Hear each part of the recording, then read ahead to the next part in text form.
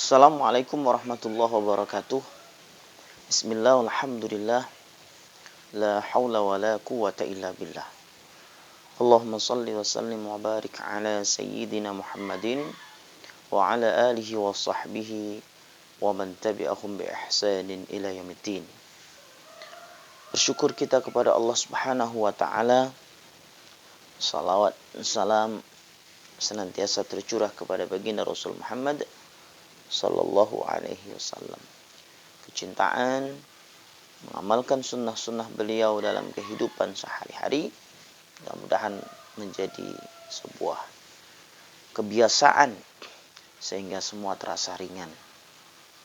Tentunya atas izin Allah Subhanahu wa taala dan kesungguhan kita di dalam menapaki sunnah dan contoh terbaik dari beliau sallallahu alaihi wasallam. Kita akan melanjutkan ngaji kita maca Quran lan maknane. Jadi kita akan membahas satu surah yang singkat yang mengkhabarkan sesuatu yang begitu dahsyat dan mudah-mudahan bisa kita petik pelajarannya dan menjadi kewaspadaan di dalam diri dan juga keluarga kita agar jangan sampai meniru apa yang dilakukan oleh salah seorang dari paman Nabi SAW yang diberi julukan dengan sebutan Abu Lahab. Kita akan membaca dan kita akan mencoba untuk menyelami maknanya, yaitu surah Al-Lahab. Ya, surah Al-Lahab, surah ke-111 yang terdiri dari 5 ayat dan merupakan bagian dari Makkiyah. Artinya surah ini diturunkan sebelum hijrahnya Nabi SAW ke Madinah. Kita baca terlebih dahulu. A'udzu billahi minasy syaithanir rajim. Bismillahirrahmanirrahim. Tabbat yada abi lahabin wa tab. Ma aghna anhu maluhu wa ma kasab. Sayasla naran dhata lahab wa imra'atuhu hammalatal hatab fi jidha hablum min masad. Bismillahirrahmanirrahim. Tabbat yada abi lahab. Binasalah kedua tangan Abu Lahab. Wa tabba, dan ia benar-benar binasa. Ma, tidaklah aghna, bermanfaat, berguna, anhu, atasnya, maluhu, hartanya, wa ma kasaba, dan apa saja yang dia usahakan, yang dia upayakan.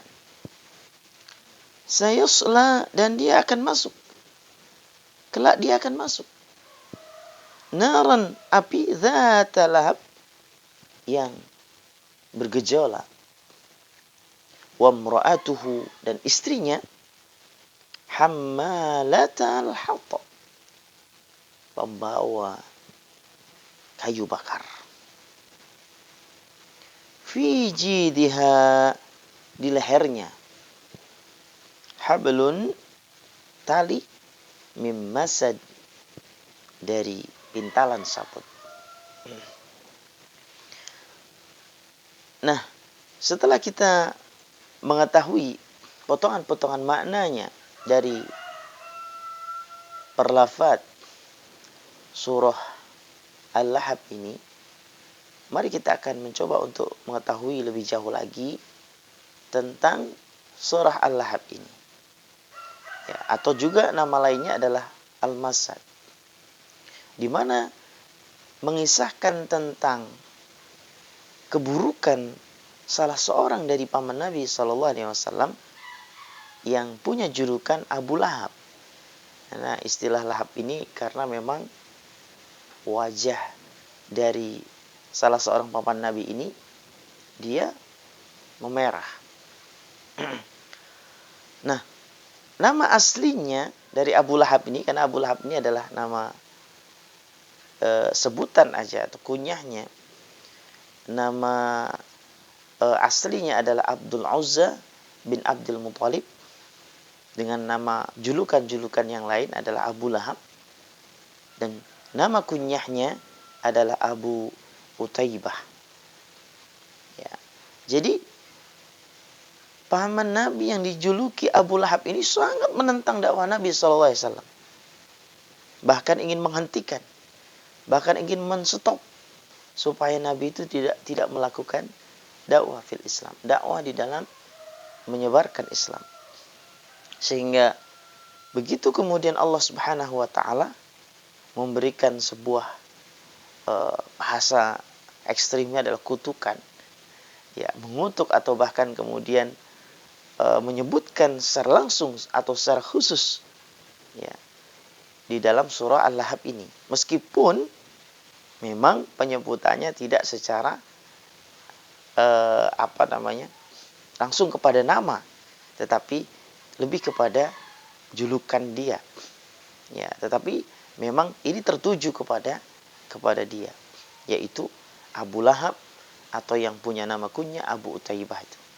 Ini menunjukkan bahwa kekhususan surah ini ya memang secara khusus adalah kepada paman Nabi SAW, ya, yang punya nama lengkap Abdul Uzza bin Abdul Muthalib.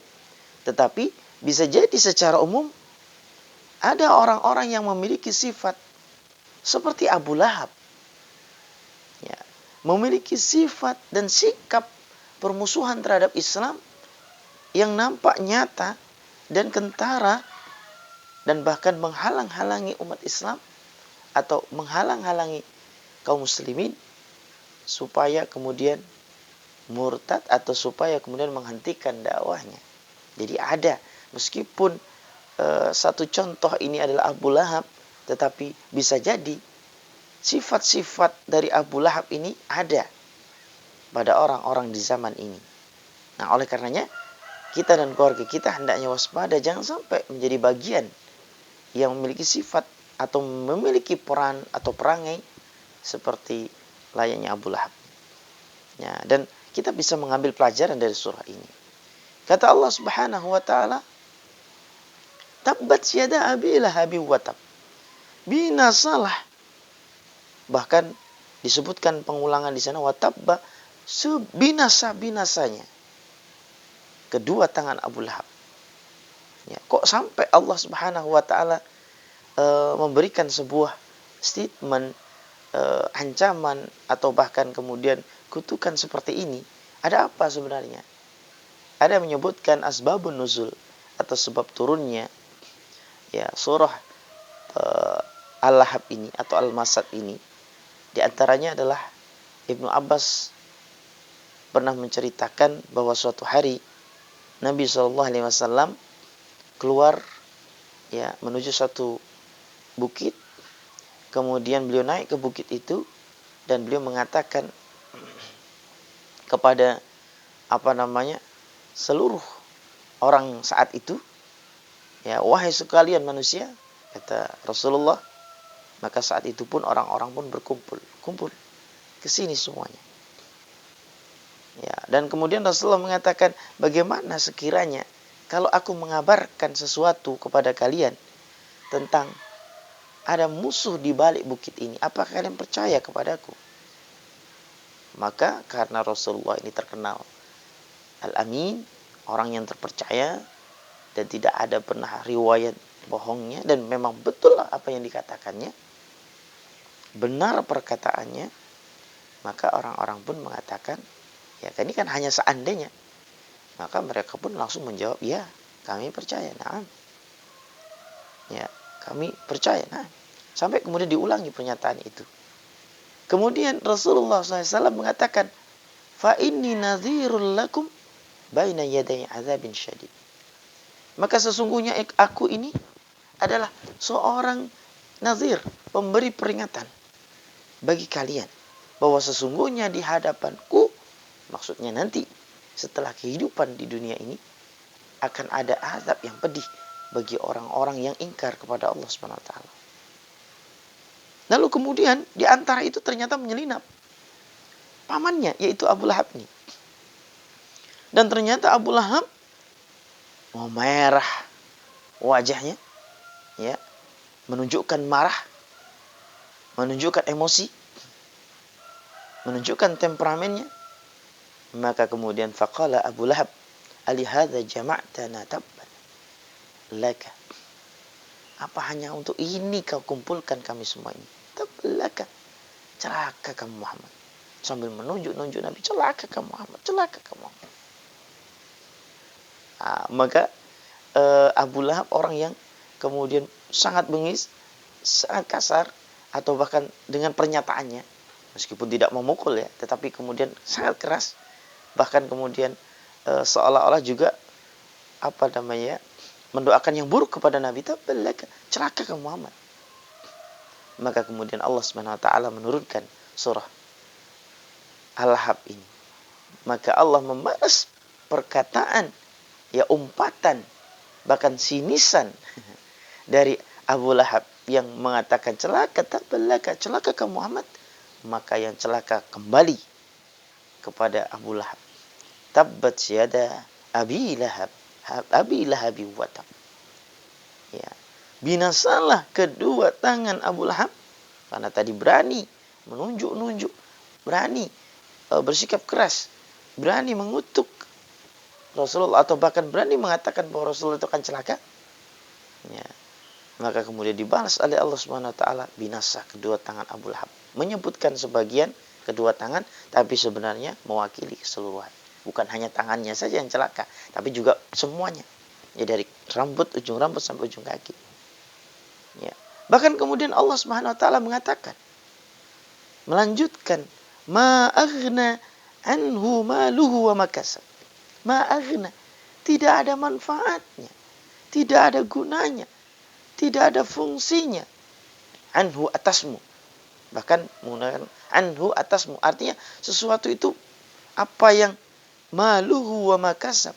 Dua hal di sana, hartanya dan apa yang dia usahakan. Ada yang menafsirkan makasab ini adalah anak.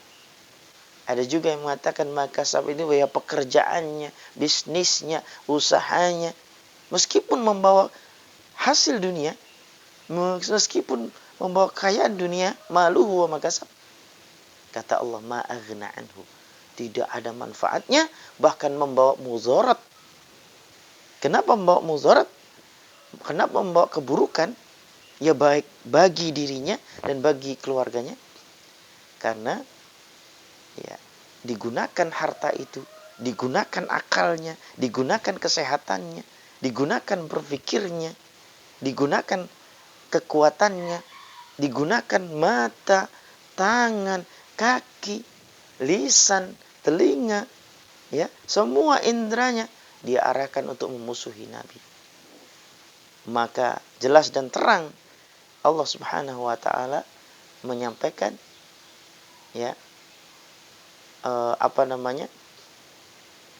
orang yang membenci Nabi huwal abtar. Inna syani'aka huwal abtar. Orang yang memusuhi Nabi, dia akan terputus.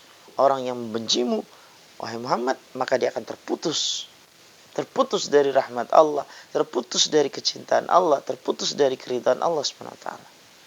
Jadi ini yang disebut dengan hartanya dan pekerjaannya tidak ada nilai keberkahan sama sekali. Tidak ada kebaikan sama sekali. Mungkin bisa membawa manfaat untuk dia makan, dia minum, ya, dan sebagainya, tetapi tidak membawa manfaat sama sekali nanti di akhirat. Ini menunjukkan bahwa setiap aktivitas pekerjaan, ya, setiap kegiatan kita ini betul-betul akan dimintai pertanggungjawaban dan kemudian akan menjadi pahala ataukah dosa. Ya, harta dan juga apa yang dilakukan. Justru yang terjadi sayasla naran zatal lahab. Kelak, ya, seolah-olah menunjukkan waktu yang dekat. Ada saufa. Ini menunjukkan waktu yang dekat. Artinya tidak akan lama lagi. Yasla naran zatal lahab. Akan menjebloskan, akan memasuk dia naron ke dalam api zatal lahab yang menyala-nyala, yang bergejolak, yang membakar, yang bergejolak. Seolah-olah waktunya jangan nunggu lama. Sebentar lagi. Bisa jadi ada yang maknai saya selanaran ini adalah siksa kubur, azab kubur. Ada juga yang maknai ya ini nanti azab neraka. Bahkan ada yang maknai pula apabila orang yang kemudian tidak bisa memanfaatkan hartanya, kesehatannya, pekerjaannya, usahanya untuk Allah SWT, untuk hal yang baik, untuk hal yang positif, maka ini bisa membuat panasnya hati, panasnya pikiran. Stres dia, dibuat stres oleh hartanya sendiri, dibuat stres oleh pekerjaannya sendiri. Kalau kata Imam Al-Ghazali, ada orang yang dulunya dia berburu pekerjaan, tapi kemudian setelah dia diburu oleh pekerjaan, maka dia stres sendiri. Maka jangan sampai. Ya, oleh karena keluarkan zakat keluarkan sedekah. Ya. Dan setiap mengawali pekerjaan, awali dengan bismillah. Supaya Allah ridha, supaya Allah senang, supaya Allah turut campur di sana untuk memberikan keberkahan dari setiap apa yang kita lakukan. Begitu. Jadi jangan sampai kita tidak melibatkan Allah SWT di dalam pengelolaan harta kita, di dalam melakukan aktivitas-aktivitas kita. Awali dengan bismillah semuanya. Karena dengan bismillah, maka berharap bahwa bukan harta kita itu bukanlah, tidak ada apa-apanya. Harta kita ini bukanlah Tuhan kita, tapi Allah SWT yang memberikan rizki berupa harta. Allah SWT yang memberikan rizki, kemudahan-kemudahan dari setiap aktivitas yang kita jalankan. Wa mra'atuhu hammalatal hatab. Dan ternyata istrinya Abu Lahab ini ya bergelar Ummu Jamil, ya. Jadi yang kompak tetapi di dalam kebatilan, ya, yang senantiasa membantu. Yang nama aslinya adalah Arwa bintu Harbu bin Umayyah. Dia adalah saudara perempuan Abu Sufyan. Ya. Jadi Ummu Jamil sebutannya cantik, tetapi dia gunakan kecantikannya, dia gunakan hartanya, dia gunakan otot, pikirannya, hatinya untuk membantu suaminya yang batil, untuk memusuhi Nabi SAW. Yang terjadi adalah kecelakaan pula bagi dia. Ini di dalam konteks, di dalam rumah tangga. Maka suami istri hendaknya membantu dalam kebaikan, bukan dalam sebaliknya.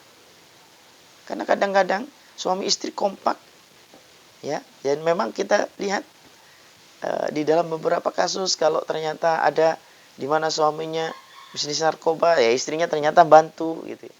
Jadi seolah-olah menjadi sesuatu yang beruntun gitu ya. Ya, jadi ini jangan. Kalau melakukan kebaikan. Suami istri harus menjadi sarana kebaikan. Sehingga kalau ada kesalahan suami, istri wajib mengingatkan. Kalau ada kesalahan istri, suami wajib mengingatkan. Apalagi suami, imam, yang harus mengingatkan kepada istrinya. Ya, orang tua melihat kesalahan anak, diingatkan. Anak melihat ada kekurang baikan dari orang tua, ingatkan. Bukan dimusuhi, ingatkan. Nah, proses watawasau bil haq watawasau bis sabr ini harus ada di dalam rumah tangga. Bukan malah seperti Ummu Jamil, istrinya Abu Lahab, yang ikut saja suaminya melakukan kebatilan, memusuhi Nabi, ikut saja memusuhi Nabi. Akhirnya apa yang terjadi? Tidak manfaat semuanya. Ya, kesehatannya pun mubadir, hartanya mubadir, usahanya mubadir, bisnisnya mubadir. Tidak ada manfaat, bahkan mudarat, bahkan membawa keburukan, membawa dampak keburukan kepada kesehatannya, membawa dampak keburukan kepada pikirannya, stres sendiri. Ya, bahkan ya disebutkan di sini, ya, siapa namanya? Istri dari Abu Lahab tadi, fi jidiha hablum mim masad. Di lehernya terdapat tali dari masad. Jadi kayak tercekik dia. Jadi orang yang kemudian membantu kebatilan, melakukan satu keburukan itu seperti kecekik. Selain panas hatinya, panas pikirannya, ya. Jadi panas perasaannya, mudah baper atau panaslah perasaannya, dia juga seperti tercekik. Coba bayangkan kita kalau seperti tercekik kan sesak, tidak nyaman hidup ini. Jadi ini gambaran. Jadi orang yang kemudian malah justru menggunakan hartanya, menggunakan usahanya untuk memusuhi syariat ini, atau dia tidak senang dengan syariat ini, atau bahkan secara gamblangnya lah, yang secara sederhananya dia nggak mau sholat, ya, maka kalau sudah nggak mau sholat, tidak mau sholat, bahkan kemudian tidak menyentuh Al-Quran, tidak suka ngaji dan sebagainya, maka dia akan panas suasana pikirannya, panas suasana hati dan perasaannya, ya. Dia pasti, saya yakin juga mungkin panas suasana darahnya yang mengalir di tubuhnya itu. Kenapa? Karena tidak pernah ya baca bismillah setiap kali makan dan minum dan seterusnya. Bahkan seperti tercekik lehernya. Dia kayak sesak, sempit. Artinya tidak tenang, tidak nyaman. Ini akan pengaruh sekali terhadap kesehatannya. Buktinya apa? Buktinya ketika kemudian di akhir hayat dari Abu Lahab ini, ya Allah, dia diserang dengan penyakit taun, ya, yang disebut dengan al-adasah, yaitu dipenuhi tubuhnya dengan bisul. Jadi melenting-melenting, dan ketika itu cutat bahasanya, dikue gitu ya, maka di situ baunya luar biasa bau. Dan si Abu Lahab ini menderita rasa panas, gatal, ya, tidak nyaman sekujur tubuh. Bahkan orang pun takut mendekat, bahkan keluarganya pun sendiri takut mendekat. Bahkan ketika kemudian akhirnya mati, ya, maka tidak ada yang berani memandikan, tidak ada yang berani menguburkan, karena takut ketular.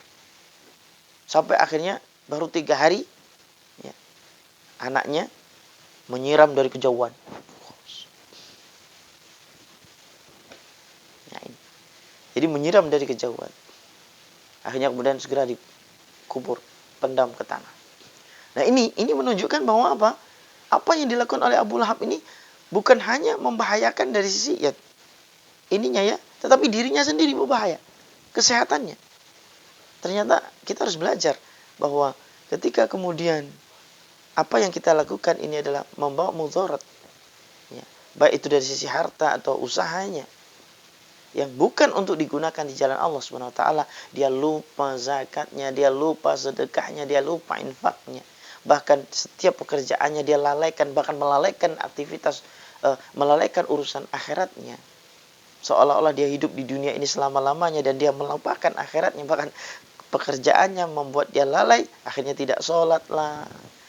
Akhirnya lupa kepada Allah Subhanahu wa taala, tidak dia awali pekerjaannya itu untuk mencari keridhaan Allah dengan bismillah misalnya salah satunya. Bahkan dia melakukan maksiat atau pekerjaannya itu adalah ada unsur-unsur maksiatnya, maka ingat akan jadi penyakit. Dan penyakit ini adalah penyakit yang mungkin sangat menjijikkan, atau mungkin penyakit itu adalah sangat buruk. Makanya gimana bagi yang sudah terlanjur dan ingin bertaubat, maka perbanyak istighfar. Mohon ampun kepada Allah Subhanahu wa taala supaya kemudian Allah mengampuni, ya, supaya Allah Subhanahu wa taala mengangkat penyakit tersebut.